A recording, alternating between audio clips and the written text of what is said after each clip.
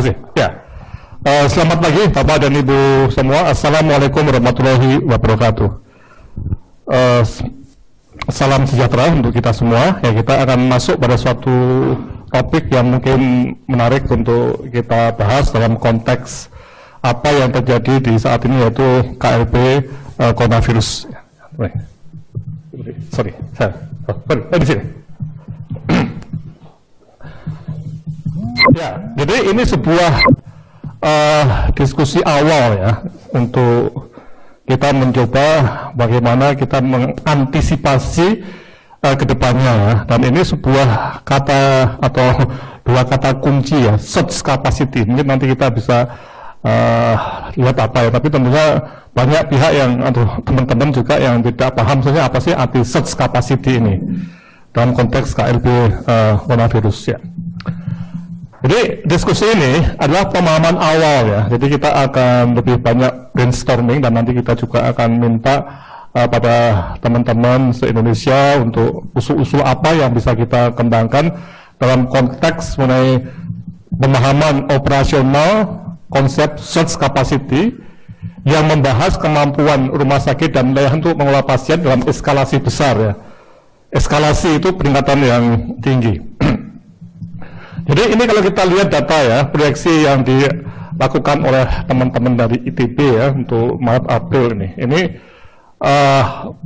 simulasi kenaikan pasien COVID-19 di Indonesia ini kelihatan seperti ini. Jadi ini data simulasi yang sangat menarik ya. Dan menarik itu tentunya dalam konteks kita itu juga khawatir ya, atau takut juga nih. Nah, kalau kita lihat banyak WhatsApp yang memaparkan seperti ini ya. Jadi memang kelihatannya kita menuju masa yang lebih sulit ini ya. Nah, ini yang menarik ya. Jadi dalam ketakutan atau kekhawatiran atau kegelisahan kita ini, tentunya kita harus mulai berpikir apa yang harus kita lakukan ya secara sistematis ya.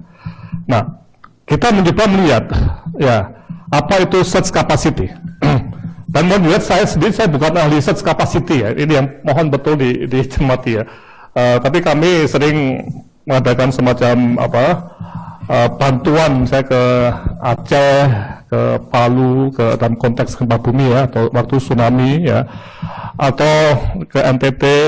Nah, tapi belum ada pengalaman yang ke sebuah pandemik yang khusus seperti COVID-19 ini yang tentunya mempunyai hal-hal yang baru ya.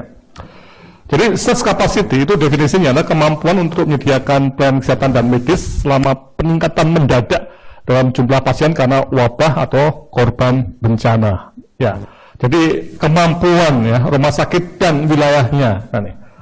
Nah ini yang menarik ya. Kita sudah lihat betul ketika Wuhan itu di awal itu pemerintah Cina langsung membuat semacam rumah sakit khusus infeksi ya, yang berdiri dalam waktu beberapa minggu. Ya.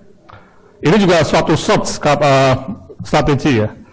Juga kalau kita lihat sekarang BUMN sudah Pak Menteri ya memerintahkan Rumah Sakit Perdana Jaya menjadi rumah sakit khusus infeksi di samping RSPI Sulianti Saroso yang juga sekarang fokus pada penyakit coronavirus ya. Nah ini bagian dari surge capacity. Tapi Indonesia begitu luas ya. Nah, kita tidak tahu apakah coronavirus itu akan sampai ke Bali atau akan sampai ke Makassar atau ke Medan, kita belum tahu. Tapi yang jelas penyakit sudah sampai di sana, di Jogja juga sudah ada. Ya, orang dengan pengawasan juga sudah banyak. Nah, tidak salahnya kita untuk membahas apa yang disebut sebagai surge capacity sambil kita juga mencari tenaga ahli. Ya. Kami dari UGM sudah menghubungi WHO, menghubungi banyak pihak, Bank Dunia, juga beberapa teman di Australia untuk mencari ahli yang bisa memahami apa itu surge capacity dan juga memberikan pemahaman kepada kita lebih lanjut ya. Oke, tapi dari berbagai jurnal kita sudah melihat bahwa banyak sekali artikel mengenai apa yang disebut sebagai surge capacity, dan dari Disaster Medicine Public Health Preparedness itu ada di tahun 2017. Jadi itu ada satu review ya, ada 1000 artikel ya. Ini yang menarik ya, nanti kita juga akan coba lihat lebih dalam ya. Nah, ada 17 studi yang terkontrol juga ya. Jadi bagaimana kapasitas rumah sakit dalam keadaan darurat dan bencana untuk mengevaluasi atau istilahnya membuat semacam pelayanan yang baik ya. Jadi ada 4 cara yang paling atau 4 domain, yaitu di staff, barang-barang ya, dan struktur dan sistem. Ya, ini dari disaster dan medical public health preparedness ya. Nah, kemudian juga untuk coronavirus, mengapa kita perlu ya? Karena ini sesuatu yang baru ya. Jadi secara teknis itu suatu pelayanan medik yang tidak biasa atau mungkin sangat terspesialisasi, apalagi ketika coronavirus itu juga berhubungan dengan komorbid seperti penyakit jantung atau CA. Ini. Nah, ini butuhkan penanganan klinis yang kompleks, sesuatu yang baru, yang butuh mungkin tadi pengetahuan baru, skills baru, ya alat-alat baru, yang jelas seperti alat bawaan diri yang baru, kemudian sistem baru dan sebagainya. Nah, ini bukan sebuah penanganan klinis yang biasa, tapi kompleks, termasuk untuk masalah udara itu harus negatif supaya udara itu mengalir dengan baik ya, tidak dari tempat yang infeksius ke yang ke non infeksius ya. Nah, oke. Nah, di sinilah kami mencoba melihat dalam konteks yang ada di referensi itu, penanganan search itu menjangkau tidak hanya keahlian, tapi juga informasi, prosedur, perawatan, dan juga personil yang mungkin nanti jumlah kurang, harus ditambah, harus ada rotasi, harus bagaimana, nah ini. Dan ini butuh data di sebuah wilayah dan juga bukti-bukti. Nah, kami dari UGM berusaha untuk menopang kegiatan ini, pemahaman ini dengan mencoba untuk menggunakan basis data yang ada di sebuah wilayah yang tadi sudah kita mulai bahas di Bengkulu ya, dan juga bukti-bukti yang nanti akan ada di Cochrane Center. Jadi ada satu dashboard ya, mungkin bisa dilihat pada dashboard tadi.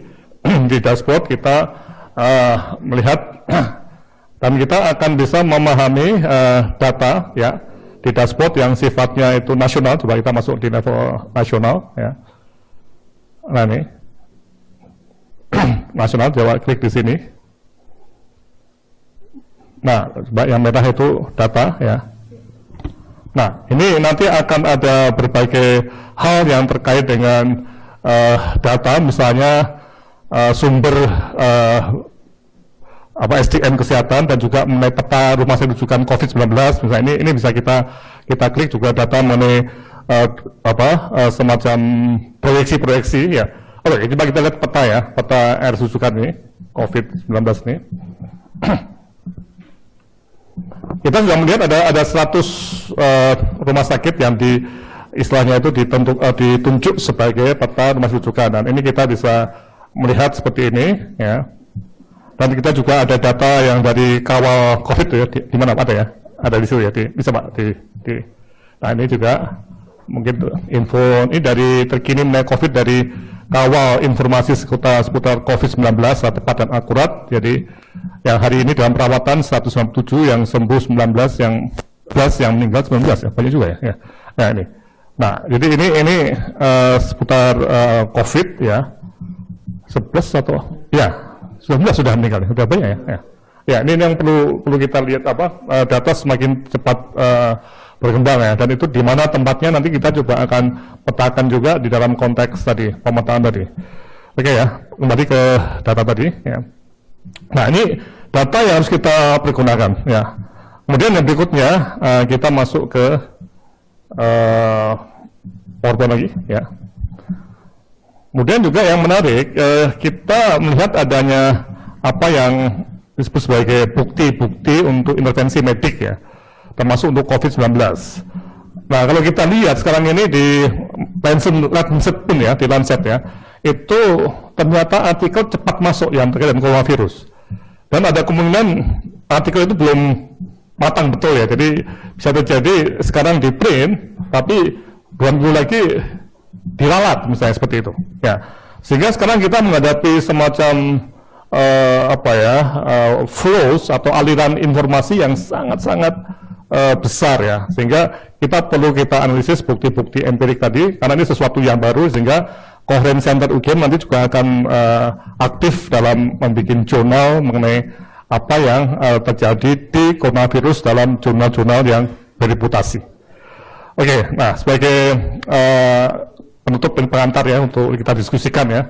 Kita berusaha dengan kegiatan ini dan nanti ada semacam forum ya yang kita akan bentuk berbasis web. Sekali lagi kita tetap menggunakan social distance policy ya. Kita tidak ada kumpul-kumpul, tapi kita menggunakan model webinar dan ini pun kalau di kampus juga kita aturannya satu ruangan cuma maksimum 2 jam ya dan dibuka serta duduknya itu jauh-jauh ya.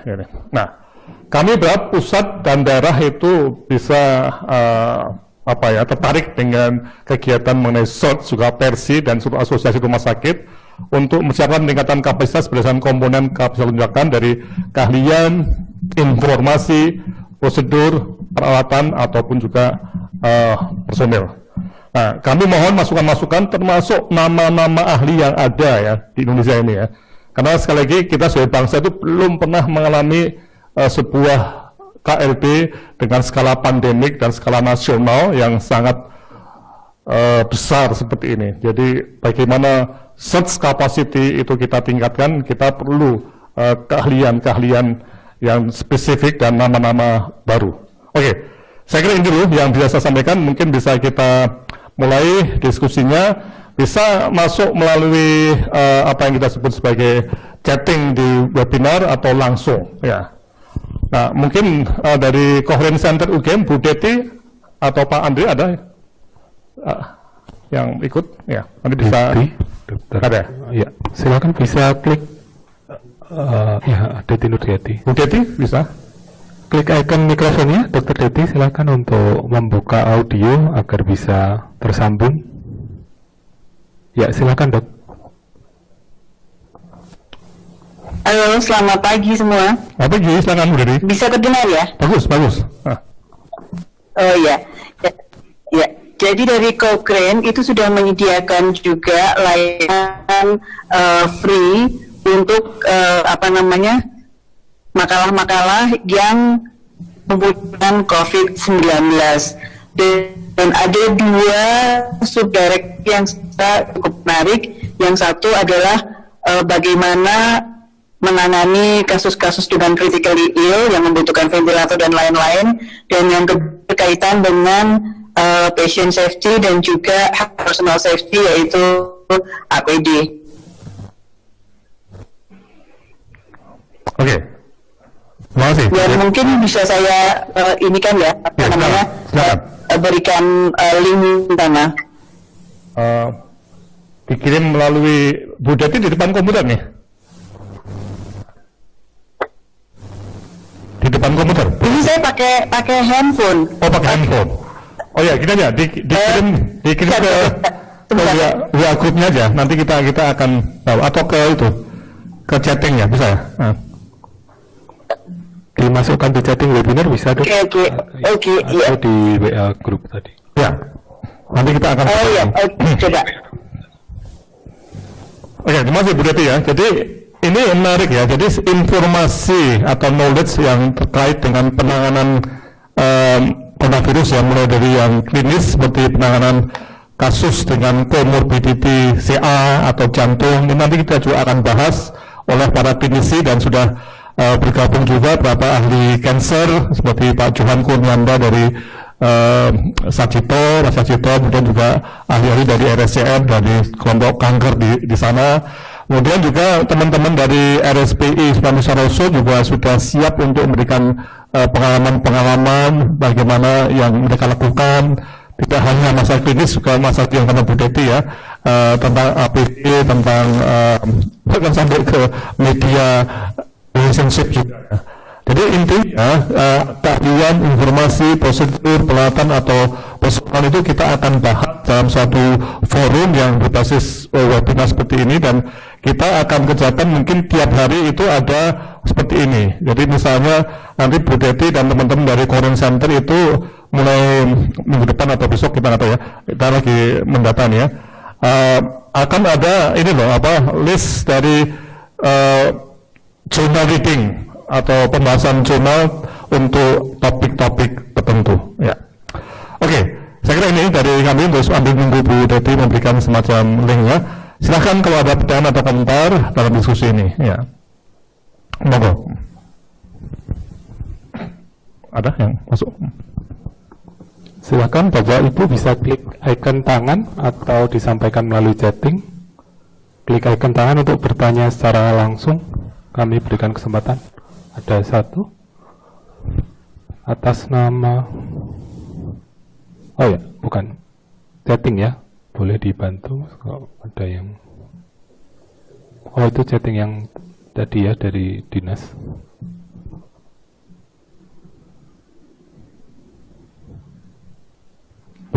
Belum Ya, ada. kalau kita lihat dulu ya dalam konteks kembali ke slide saya ya, mungkin masuk ke search capacity ini ya. Kemudian juga ada beberapa referensi ya, mungkin Pak Sudi tolong dibuka referensi yang ada di WA Group, bisa nggak? Ya. Belum. Yang di WA Group. Ya, jadi kalau kita lihat di search capacity itu coba dicermati lagi ya, poin mengenai keahlian, informasi, prosedur, plan atau personil ya. Ini. Ya. Nah, di sini kita akan melihat bahwa misalnya ya, yang difokuskan di forum ini lebih banyak pada knowledge dissemination mengenai bagaimana cara menangani pasien-pasien klinik dengan coronavirus ya. Kemudian yang kedua misalnya bagaimana menangani misalnya sistem coronavirus di sebuah rumah sakit ya, jadi lebih ke arah knowledge. Tapi mengenai barang atau fasilitas tadi itu tentunya sangat terkait dengan logistik ya, bagaimana misalnya yang paling lagi ramai ADP ini disuplai oleh pihak-pihak di luar rumah sakit ini. Jadi ini sebuah forum yang nantinya itu akan kombinasi antara kelompok medik dan kelompok manajemen rumah sakit ini. Jadi dua hal ini, dan ini sangat membutuhkan apa yang kita sebut sebagai basis data ya, kemampuan data untuk daerah ya, untuk membuat suatu kebijakan mengenai persiapan untuk surge ya, lonjakan tadi ya, dan juga kemampuan kita untuk mendeteksi apa-apa yang ada di jurnal atau di literatur yang terkait dengan apa-apa yang kita sebut sebagai intervensi yang efektif. Oke, sudah? Ini yang dari Ya, Kron, Prof. silakan Bu Dati bisa diterangkan mengenai ini. Ya.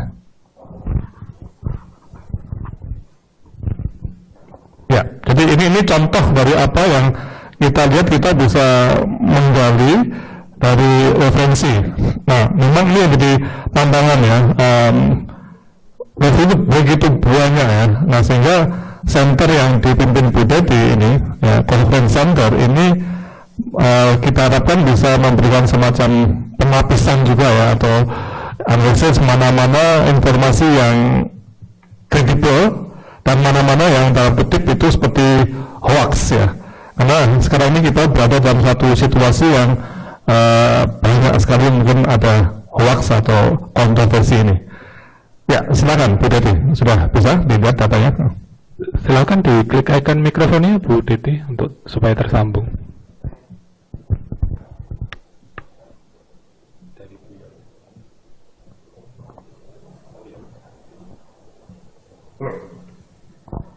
Belum, Bro. Atau ini ada Bu Madel mau komentar, Bro? Ya. Silakan Bu Madelina. Ya, baik, suara saya terdengar Mas Sudi? Ya, jelas, silakan. Ya, baik, terima kasih Prof. Selamat pagi Bapak Ibu semua. Melalui webinar yang dilakukan oleh DAS untuk membahas COVID ini sangat baik sekali. Melalui forum ini juga, saya ingin menyampaikan bahwa dari Divisi Manajemen Bencana dan Pokja Bencana FKKMK UGM juga sekarang sudah ada menyediakan pengelolaan pengetahuan tentang manajemen COVID. Jadi memang khusus untuk bagaimana manajemen COVID-19 ini, silahkan dibuka di website bencana-kesehatan.net. Saat ini fitur yang kami sediakan adalah peraturan kumpulan semua peraturan dari lingkup UGM, kemudian dari lingkup daerah DIY, kemudian dari lingkup nasional. Nah, untuk yang peraturan di lingkup UGM ini kami rasa perlu untuk kami masukkan, karena mengingat banyak sekali juga universitas, sekolah tinggi, fakultas yang membutuhkan rekomendasi apa yang harus dilakukan segala macamnya. Jadi ini perlu kami masukkan sehingga bisa jadi referensi untuk perguruan tinggi. Kemudian bahkan juga sharing. Kemudian untuk yang di lingkup DIY ini juga bagus untuk referensi daerah lainnya melihatnya. Kemudian untuk yang nasional itu memang kami kumpulkan agar menjadi acuan bagi daerah-daerah terutama saat ini yang memang gugus tugas COVID sudah ditetapkan secara nasional, dan berdasarkan Impres nomor 7 itu memang provinsi, kabupaten, kota juga membuat satuan tugas. Nah, itu dari situ bisa dilihat. Kemudian kita juga ada menyediakan saat ini yang lengkap masih tentang fitur kebijakan. Kemudian untuk media informasi ini kami batasi hanya link ke media informasi yang sudah disediakan oleh Universitas Gadjah Mada, yang dibuat oleh Universitas Gadjah Mada. Nanti kami ada link di situ, jadi mudah sekali untuk Bapak Ibu dan masyarakat semua untuk mengambil kemudian menyebarluaskannya dari yang sudah disiapkan. Kemudian ada fitur laporan kegiatan harian. Di fitur laporan kegiatan harian ini kami mencoba mendokumentasikan seluruh kegiatan yang dilakukan oleh tim bencana fakultas UGM setiap harinya. Nah, ini tujuannya selain memang dokumentasikan kegiatan yang kami lakukan pendampingan baik di internal maupun di daerah, di DIY, itu juga mungkin dapat menjadi referensi bagi universitas atau fakultas kesehatan dan kedokteran lainnya di seluruh Indonesia yang saat ini juga membentuk pokja atau membentuk tim yang juga mendampingi stakeholder lokal. Nah, itu bisa untuk menjadi referensi, tentunya tujuan dan sharing. Jadi ya lesson learned. Kemudian infografis, ada fitur infografis. Ini coba kami kumpulkan terutama infografis harian dari BNPB dan pusat krisis berkumpul di sini. Kemudian literatur. Nah, ini literatur kami kumpulkan juga, dan rekomendasi singkat. Nah, untuk saat ini karena baru 2 hari kami kelola, untuk fitur lainnya selain fitur kebijakan ini memang masih dalam proses. Nanti untuk DAS COVID tadi seperti rumah sakit rujukan itu akan masuk di infografis. Saya barusan lihat di website di infografis untuk rumah sakit rujukan itu sudah masuk. Kira-kira itu yang dapat saya informasikan. Terima kasih. Ya, makasih Bu Madel. Ya, jadi ini untuk melengkapi apa yang kita sebut sebagai knowledge management. Jadi kami di UGM memang fokus pada knowledge management dan juga dissemination untuk berbagai pihak ya. Jadi memang kalau kita cermati knowledge mengenai COVID ya, COVID-19 ini macam-macam penggunanya ya. Jadi ada kelompok awam ya, yang perorangan yang atau kelompok ya yang mereka bukan tenaga profesional ya. Itu di TV umum atau di WA group itu banyak sekali ya, atau di UGM itu oleh INAHED ya. Ya, ini untuk kelompok awam. Kemudian tadi yang dikatakan oleh Bu Madel itu untuk personal kesmas ya. Jadi kesehatan yang sifatnya tadi seperti masyarakat atau kelompok di perguruan tinggi di suatu wilayah dan sebagainya, untuk teman-teman epidemiologis ya. Itu adalah knowledge yang untuk profesional kesmas ya. Nah, yang kita bahas sekarang, yang nanti Bu Deti juga akan memaparkan, itu adalah knowledge tentang COVID-19 yang terkait dengan atau ditujukan untuk profesional, klinis, plus manajemen rumah sakit. Ya, jadi ini mohon dibedakan ya. Jadi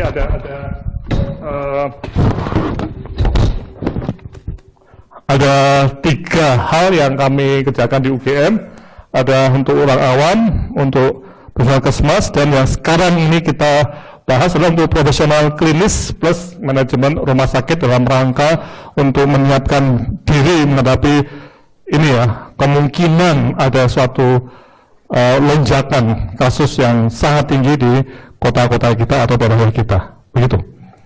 Ada komentar lain silahkan. Kalau Bu Teti udah siap belum? Ya, sudah.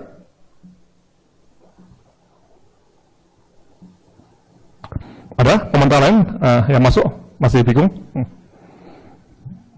Sekali, ini mohon masukan-masukan atau apa harapan-harapan yang bisa Anda sampaikan ke kami untuk meningkatkan pemahaman, sekali lagi pemahaman, itu bisa knowledge, bisa juga skill juga, tapi itu tentu harus menggunakan praktikum dan sebagainya ya, yang terkait dengan COVID-19.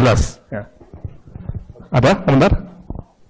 Silakan Dr. Teti, bisa diklik icon mikrofonnya, Dok.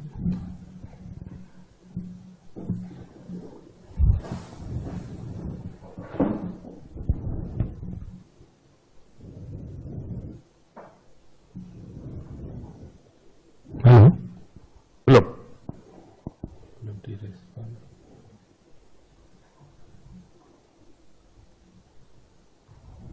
Udah nggak apa biar ditunjuk anunya. Komplain.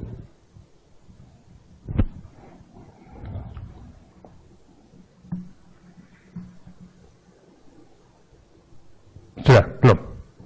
Atau kita lihat itu ya, di apa yang disampaikan oleh Bu Teti ya. Bu Teti terputus ya? Online bro, tapi Online. tidak di. Halo Bu Teti? Bisa diterangkan ini, atau enggak nanti kita akan ada waktu khusus untuk Bu Teti di sebelah berikutnya ya. Oke, jadi kembali ke slide saya yang terbaru ya, terakhir ya, ya coba.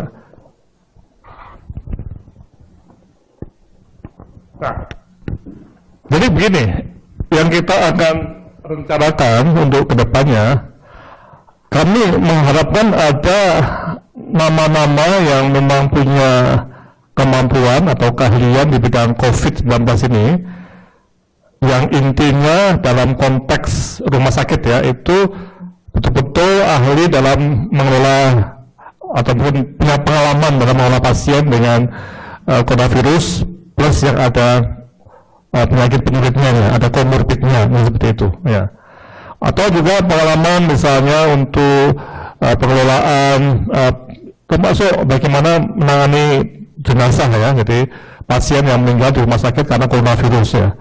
Jadi hal-hal seperti ini kita sangat membutuhkan semacam informasi, knowledge yang bisa kita pelajari. Dan apa-apa yang dibahas ya, itu akan direkam dan akan masuk dalam sebuah seri video yang bisa diakses oleh teman-teman di seluruh Indonesia yang mungkin pada jam yang ditentukan itu tidak bisa join ya, karena ada kesibukan lainnya. Jadi bisa dipahami ya, kita menggunakan model knowledge identification ya, kita mencoba menemukan siapa nama-nama ahli yang istilahnya itu bersedia memberikan keahliannya kepada semua orang di Indonesia dan di dunia barangkali ya, tentang pengalamannya nih ya, dan keahliannya. Dan ini kami akan dukung, dan dimanapun Anda berada ya, misalnya Anda ahli mengenai cancer ada di RSCM juga ada studionya, saya yakin sudah ada.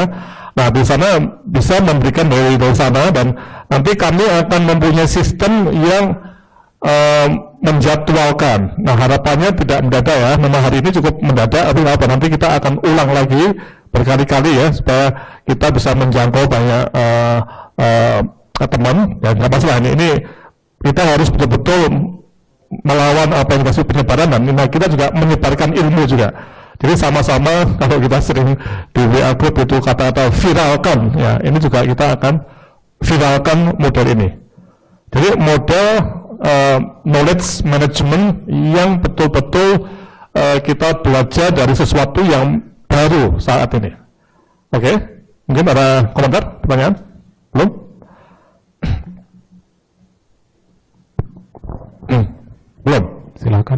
bisa juga menggunakan fitur chatting Bapak Ibu kalau tidak bisa diskusi secara langsung.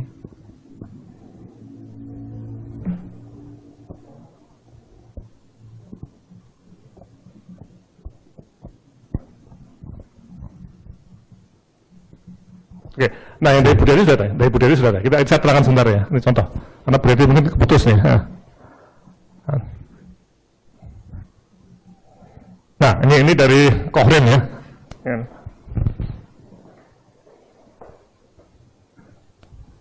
Ya, ini kita bisa lihat ya. Ini banyak sekali materi baru yang ada di Kohrin ya. Seperti ini, Kohrin membahas mengenai COVID-19 terkait dengan evidence yang untuk critical care ya. Nah, ini yang nanti kita harapkan materi seperti ini itu yang akan dibahas dalam webinar ya, seperti webinar mengenai topiknya evidence relevant to critical care ini. Nah nih, jadi sekali lagi ini webinar ini akan diikuti oleh kelompok personil klinis ya, bukan orang awam. Jadi ini knowledge management yang betul-betul hanya untuk para profesional, karena akan banyak istilah atau jargon-jargon yang kita mungkin tidak begitu paham ya, seperti ini contohnya. Kalau saya sendiri juga nggak paham nih, bukan orang klinis ya. Coba turun lagi ya. Oh tadi yang critical care ya. Tadi turun lagi ya. Nah ini seperti ada koleksi fluid and vasopressor therapy, kemudian respiratory support and mechanical ventilation ya. Jadi ini hal-hal yang sangat teknis ya, termasuk pada bagaimana nutrition in intensive care ya. Jadi ini teman-teman dari Kohrin yang paham betul mengenai apa yang kita sebut sebagai evidence terbaik yang sedang ada. Tapi ini yang saya dinamis tadi, ada kemungkinan baru 1 minggu juga sudah dibantah itu bisa terjadi ya. Oke. Jadi ini banyak sekali yang kita bisa membahas. Jadi kita dalam tanda kutip ya, kita itu seperti belajar bersama untuk sebuah ancaman baru yang kita tidak tahu persis atau kita belum begitu terbiasa dengan apa yang kita sebut sebagai coronavirus ya. Oke, ada lagi komentar silakan. Ada sebelum nanti kita masuk pada step-stepnya ya, untuk bagaimana prosesnya akan berjalan. Ada? Nah, untuk teman-teman di 13 perguruan tinggi, nanti kami mohon juga untuk mulai mengidentifikasi juga ya, para ahli di sana yang bisa menjadi narasumber atau mungkin tertarik juga untuk join di kegiatan yang di coronavirus. Nanti semuanya akan berbasis pada web ya. Oke, ada lagi komentar?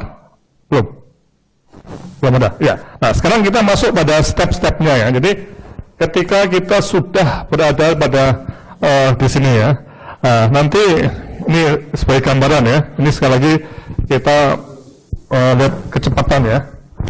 Ya, nanti akan ada semacam pooling tadi ya, pool. Ya, jadi kami di PKMK itu akan berusaha untuk istilahnya itu menjaring para ahli ya. Nah, ini adalah para ahli ya. Dan ahli ini bisa ahli yang sifatnya klinisi tadi, seperti seorang ahli cancer klinisi, atau ahli manajemen ya, rumah sakit misalnya dalam khusus dalam fasilitas misalnya, atau ahli obat dan lain-lain. Dan kita mencoba untuk tidak hanya nasional ya, tapi juga internasional. Ya, jadi ini nasional terus internasional. Kita coba ya, semaksimal mungkin ya. Nah, tentu di sini kami berharap teman-teman yang di lapangan, yang di Persi ya, barangkali ya, mungkin juga ada nama-nama yang ahli ya, atau mungkin di lapangan ya, yang bisa menjadi narasumber di sini. Dan kami sangat berharap untuk RSPI Sultan Santoso, yaitu tenaganya yang sudah pengalaman berbulan-bulan ini dan juga mungkin bertahun-tahun ya, termasuk dulu masalah SARS ya, itu bisa menjadi narasumber di sini. Oke. Nah, kami PKMK itu di sini akan lebih berfungsi sebagai semacam IO, oh ya, event organizer ya, dalam rangka tadi meningkatkan search capacity. Nah, sebagai IO itu memang kami bertugas untuk tadi mencari ini, tapi juga memfasilitasi sistemnya, ya, sistemnya tadi termasuk apa yang kita sebut sebagai publikasi sebelumnya. Nah, kami berharap mulai minggu depan itu sudah ada jadwal yang terlihat baik ya. Dan mungkin besok pun kalau bisa kita minta misalnya ada direktur rumah sakit yang mau komentar mengenai hal ini, kita bisa lakukan. Mungkin Pak Sahril dari RSPI atau mungkin Pak Rukmono dari RSS atau siapapun juga, atau mungkin klinisi itu bisa juga untuk memulai. Tapi kita berharap mulai minggu depan. Nah, siapa target kita itu adalah di sini ada banyak sekali rumah sakit ya, dan juga kabupaten kota ya. Ini ada lebih dari 2.500 rumah sakit. Ada yang besar, ada yang kecil ya. Ya, dan rumah sakit yang besar-besar ya, pasti ada sebagian yang menjadi semacam tadi rujukan yang dilakukan oleh Kemenkes. Ini sudah ada 100 rumah sakit yang rujukan tadi. Nah, kami mungkin juga berharap teman-teman di rumah sakit rujukan tadi juga bisa tune in ke ini seperti apa ya, radio atau seperti kanal TV lah, bukan radio, kanal TV yang isinya para ahli tadi, yang nantinya bisa dinikmati atau dipergunakan oleh teman-teman di rumah sakit dan di dinas kesehatan untuk atau mengantisipasi adanya kelonjakan pasien. Ya, nih. Bisa dibayangkan ya. Jadi model kami di PKMK UGM itu lebih sebagai IO. Saya juga bukan ahli klinis ya, bukan ahli coronavirus, bukan ya. Tapi sudah 5 tahun ini lebih, 9 tahun, 7 tahun ya. Kami banyak berkecimpung dalam knowledge management ya, dan knowledge dissemination. Jadi bagaimana pengetahuan dari para ahli dari atau lembaga yang sudah aman itu bisa dinikmati oleh mereka yang membutuhkan. Nah, ini adalah pekerjaan kami. Oke, saya kira ini bisa dipahami nggak nih? Kalau ada komentar atau pertanyaan atau usulan, silakan. Ada. Atau ini sesuatu yang sangat baru betul ya? Tadi masih belum begitu paham ya? Ada yang mau bertanya? Itu ada? Ada. Masuk akal nggak nih kira-kira nih?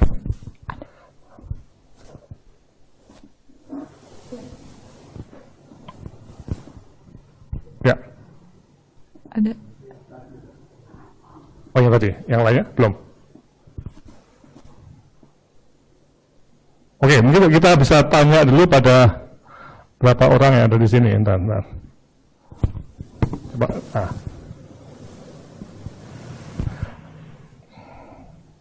Dari rumah sakit Suraji, ada nggak? Yang sering kita.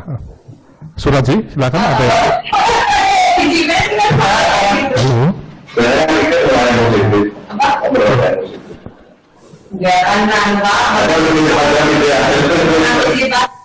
Belum? Halo, silakan kalau ada yang mau komentar. Kalau tidak, nanti kita akan ulangi lagi, nggak masalah. Jadi dari ke-13 perguruan ini ada yang ingin tanya nggak? Mungkin teman-teman dari Bengkulu, silakan.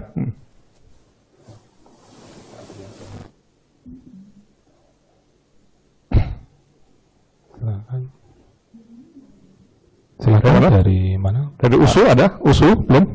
USU.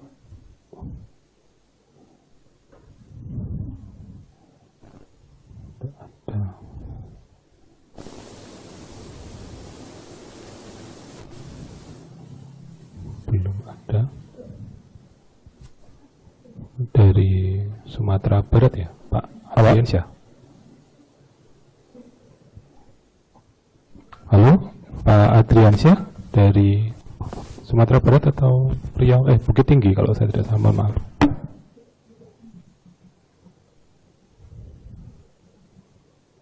Bisa, Bapak?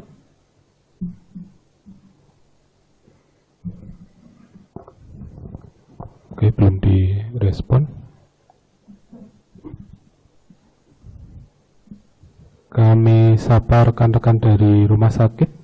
Mungkin dari rumah sakit Kanker Darmais bisa dibuka audionya. Silahkan. Oke,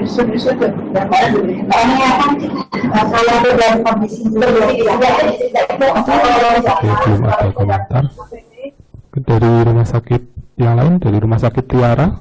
Halo, selamat siang. Rumah sakit Tiara Tangerang, silakan.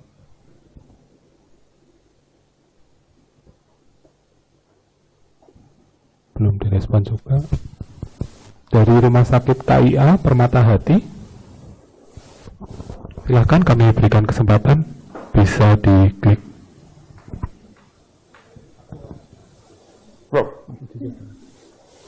Belum bersambung juga.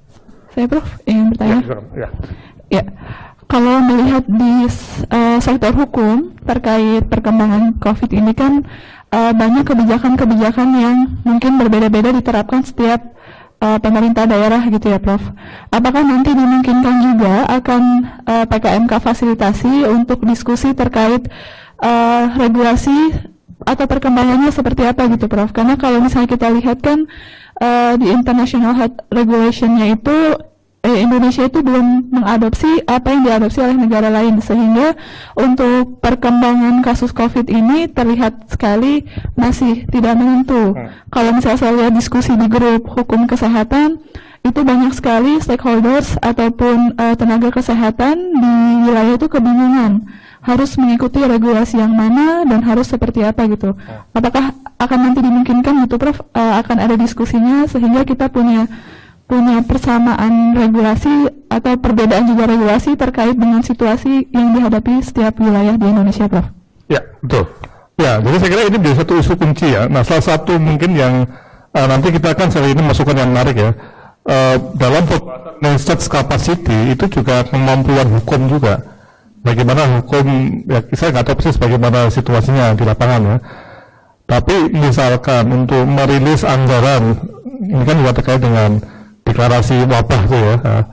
Ya, nah ini apakah jadi kunci tidak nih? Nah kalau belum wabah, uang nggak banyak harus bagaimana? Nih, apakah boleh untuk merubah-rubah atau merealokasi dana? Ini juga menarik untuk kita lihat ya. Sekali lagi kita sekarang dalam posisi yang menghadapi situasi seperti contoh di DIY ya, kita kan belum wabah nih.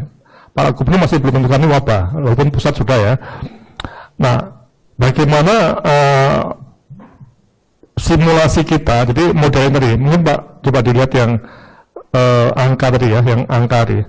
Ini yang kita belum tahu persis ya, bagaimana kedepannya, jadi ketidakpastian mengenai angka keberapa ini ya. Nah ini, jadi kita memang banyak toh prediksi-prediksi nih toh, tapi begitu kita berada di titik ini apa yang kita lakukan? Mungkin di sini akan sudah kelihatan mungkin ya, misalnya semua kemungkinan ya, pasien semakin banyak. Nah, kemudian tenaga medik juga semakin susah ya. Mungkin butuh, nah ini yang menarik ya, tenaga kontrak dari luar ya, yang dari luar yang mungkin di puskesmas atau di mana untuk secara bergantian itu jaga di rumah sakit. Nah, tapi tentunya ini mereka kan bekerja sementara toh, dikontrak sementara, dan bagaimana teknik hukumnya atau dasar hukumnya tuh, setelah hukumnya ya, boleh nggak nih dikontrak sementara nih? Paham ya? Jadi ada sebuah proses yang kita itu tentu saja belum paham betul apa yang akan terjadi di sini. Tapi teman-teman epidemiologi sudah bisa memprediksi ini yang jadi. Nah, kita yang di manajemen ini bisa nggak kita memprediksi termasuk hukumnya loh?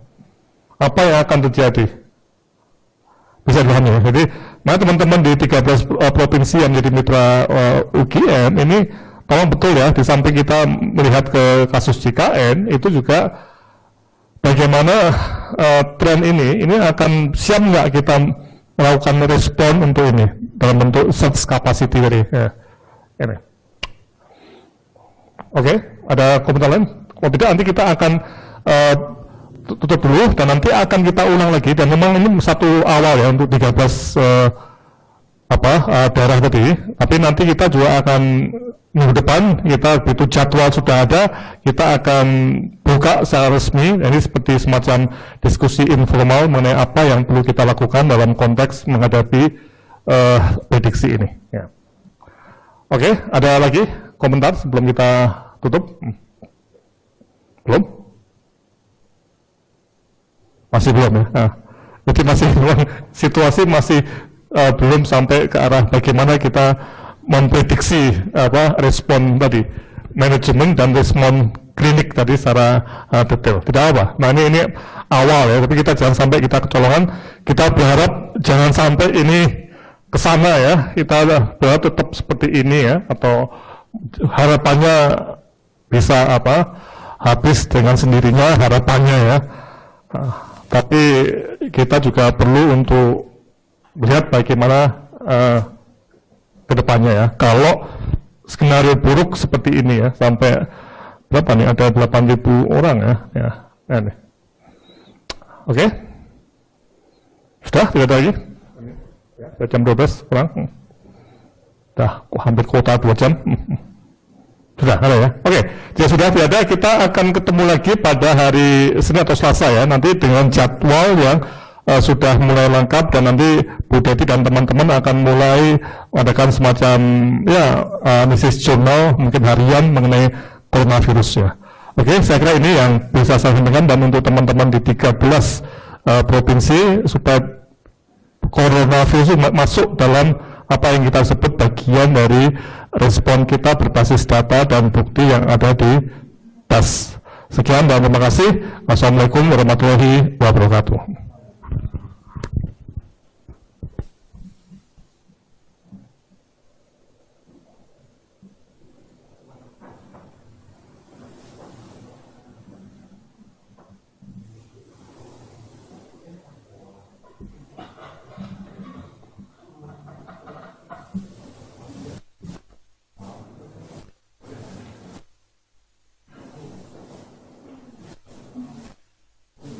Sudah. Jadi itu masuk lagi ya. Yang tadi kan, Mbak Rara tadi, dia yang akan gabung.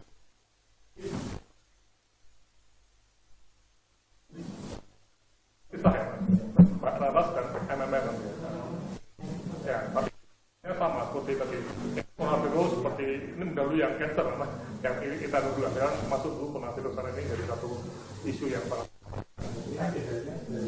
masuk. Ya. Nah,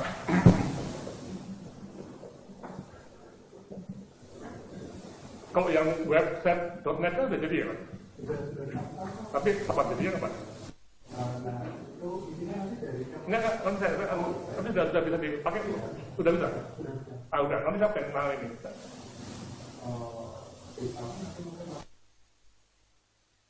Chrome ya?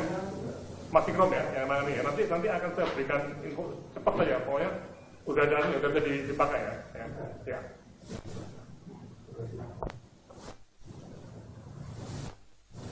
Namanya apa jadi ya? Manajemen coronavirus ya? Apa?